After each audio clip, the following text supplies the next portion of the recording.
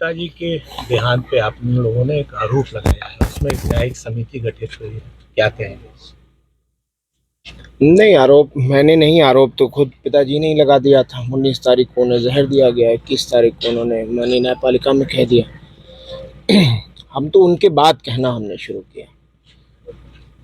कोई व्यक्ति जो फिट हो बिल्कुल सेहत से, वो अचानक से खाना खाने के बाद बीमार हो गए और उनको महसूस हो गया। उन्होंने लिखित में दिया माननीय न्यायालयों में, और वही हुआ कि 26 तारीख को तबीयत इतनी बिगड़ गई, आउट ऑफ कंट्रोल, कि मूर्छित अवस्था में जब वो बेहोश होकर गिर गए तो उनको ले जाके मेडिकल कॉलेज बांदा में एडमिट किया और डॉक्टरों ने उन्हें गंभीर पाकर आईसीयू में एडमिट कर लिया। कभी आप में से किसी ने नहीं सुना होगा कि एक व्यक्ति अगर ठीक भी हो जाता है, आईसीयू से स्वस्थ भी हो जाता है, तो भी 12 घंटा, 24 घंटा, 48 घंटा ऑब्जर्वेशन में रखा जाता है। 4 बजे भोर में 26 तारीख को आईसीयू में और 5 बजे शाम में बांदा की तन्हाई बैरिक में, जेल में। कहीं सोचा है किसी ने ऐसा हो सकता है? कुछ नहीं। तो इसलिए इल्ज़ाम तो जो हमने लगाए हैं वो तह बतह खुलते जा रहे हैं, तह बतह वो साबित होता जा रहा है। और एक दिन उन्होंने किसी तरह गुजारा है। 28 को मेरी उनसे वार्ता हुई, लगभग 4 बजे उनकी इंतकाल होने से 3 घंटा पहले या 2 घंटा पहले। आपका फ़ोन जो एक वो सब वायरल है, सब जान रहा, देख ही रहे हैं सब लोग। और उसके बाद उनको बेहोश होकर गिर गए वो, और हार्ट फेल हो गया उनका। ये इन लोगों का कहना है। इसके पीछे एक गहरी साजिश है। हमने साफ कहा है कि ये स्वाभाविक मौत नहीं है, ये सुनियोजित हत्या है। अब्बास अंसारी से मिलने गए थे आप? जी, मिलने गए। कैसी रही मुलाकात? हमारे बड़े भाई हैं, विधायक हैं, जेल में बंद हैं, एडमिनिस्ट्रेटिव पावर है, डीएम को नहीं आने दिया गया, स्टेट चाहता ला सकता था, नहीं। इत्तेफाक था कि माननीय उच्चतम न्यायालय सुप्रीम कोर्ट बंद थी, वरना निश्चित रूप से वो यहाँ होते उस दिन, कि मुझे यकीन है अपनी न्यायपालिकाओं पर। लेकिन चलिए, नहीं आ पाए। अब आगे के लिए हम लोग प्रयास करेंगे। स्वस्थ हैं, ठीक हैं, बहुत ज़्यादा हिम्मत से हैं, क्या कह रहे? बहुत साबिर हैं, बहुत सब्र कर रहे हैं। कहेंगे क्या यार, पुत्र के लिए पिता सब कुछ होता है भैया। आप खुद सोचो, आप भी किसी के पुत्र हो गए।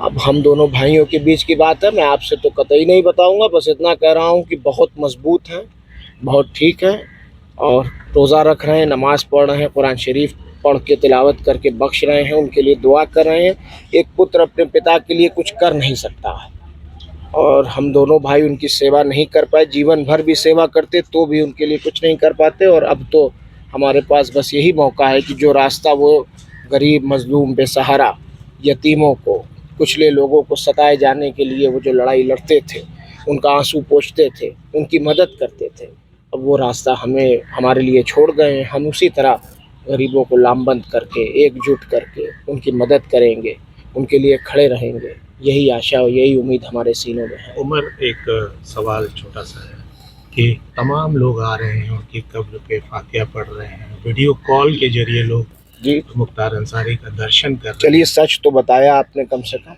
जी, Qatar, Dubai, Mauritius, Singapore, South Africa, America, England, इतनी जगहों से तो लोग कॉल कर रहे हैं। और कई जगह दुबई से, तो कतर से तो लोग आ गए, आके मिट्टी दे रहे हैं और वो कर रहे हैं।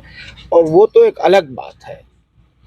जो गरीब जनता है पूरे 7-8 जनपदों में, बहुत ज़्यादा दुखी है। बहुत लोग 3-3 दिन, 4-4 दिन तक तो खाना नहीं बना, लोग दही खा के रहे हैं। और हर वर्ग में ये हाल है, हर वर्ग में।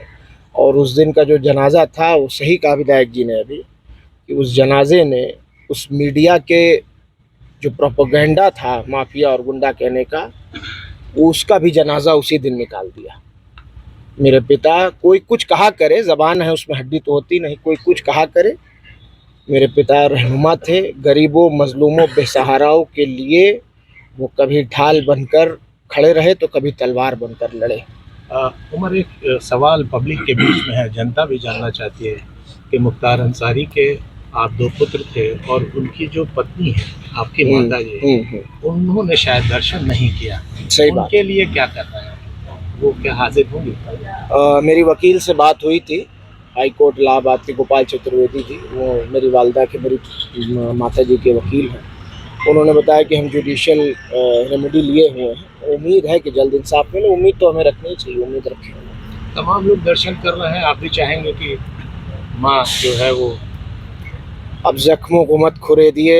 मैंने बहुत साहस, बहुत हिम्मत, बहुत धाड़स बना रखा है। मैं 25 साल का ही हूँ अभी। मेरा भाई नहीं है, मेरी माँ नहीं है, मेरे पिता चले गए हैं। लेकिन आप माननीय लोग जो पिताजी के साथ रहे हैं विधानसभा में, एमएलसी लोग, विधायक लोग, वह तमाम नेता लोग फ़ोन करके, बहुत लोगों ने बहुत प्यार दिया है, हिम्मत दी है, साहस दिया है, और सबने कहा है कि बेटा तुम अकेले नहीं हो और तुम्हारे पिता की हत्या हुई है और हम इस लड़ाई में तुम्हारे साथ हैं। कानूनी रूप से हम अपनी लड़ाई को जारी रखें।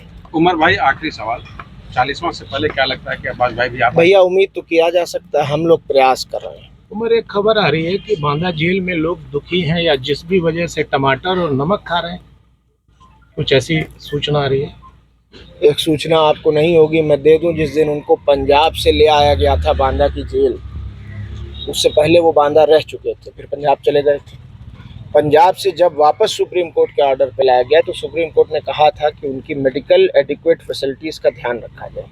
और जब बांदा की जेल लाया गया था तो बांदा की क्यारी में, जेल की क्यारियों में कोई फूल नहीं बचा था। ये बात किसी को पता नहीं, मैं आज खोल रहा हूँ इस राज को।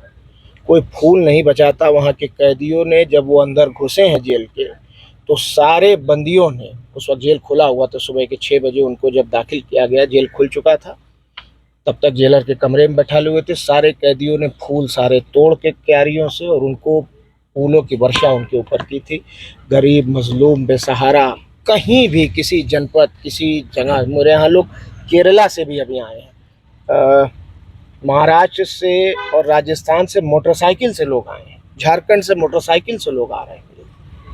तो जाहिर बात है कि लोग दुख में होंगे, और कुछ भी गम में, इमोशन में आदमी कर सकता है। मुमकिन है कि ना खाना खा रहे हैं, मैं मानता हूँ इस बात को। Thank you. ज़्यादा